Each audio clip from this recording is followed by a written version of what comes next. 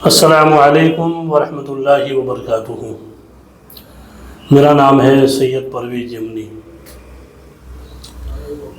آج ایک مسئلے پر بات کریں گے۔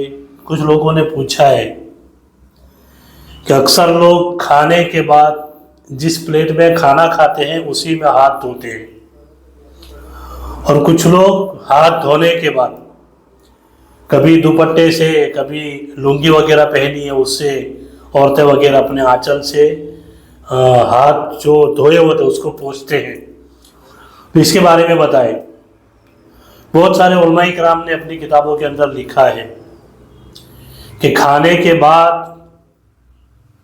جو پلیٹ کے اندر کھانا بچا ہوتا ہے اسے مکمل صاف کر لیجئے اور پلیٹ کو اچھی طریقے سے چاٹ لیجئے، اور اگر کچھ دانے کپڑے کے اوپر، دسترخوان کے اوپر نیچے گرے ہیں اسے اٹھا کر کھا لیجئے، اور اگر کوئی بندہ اسی پلیٹ کے اندر ہاتھ دھوتا ہے یا ہاتھ دھونے کے بعد اپنے ہاتھ کو اپنے تہبند سے، دوپٹے سے یا اپنے آنچل وغیرہ سے جب پوچھتے ہیں تو اس سے اللہ تعالیٰ اس میں سے برکت کو اٹھا لیتا ہے، یعنی یہ بے برکتی والا عمل ہے۔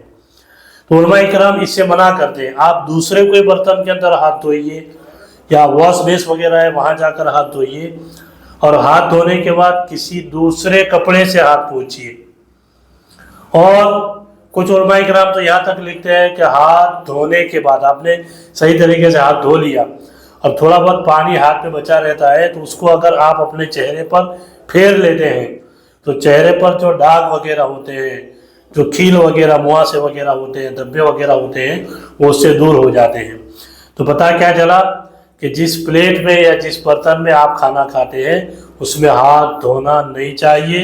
اگر ہاتھ دھوؤ گے تو اس میں سے برکت چلی جاتی ہے، اور ہاتھ دھونے کے بعد اپنے کرتے سے، اپنی لنگی سے، تہبند سے یا اپنے آنچل وغیرہ سے، اور جو ہاتھ پوچھتے ہیں اس سے بھی بے برکتی آتی ہے۔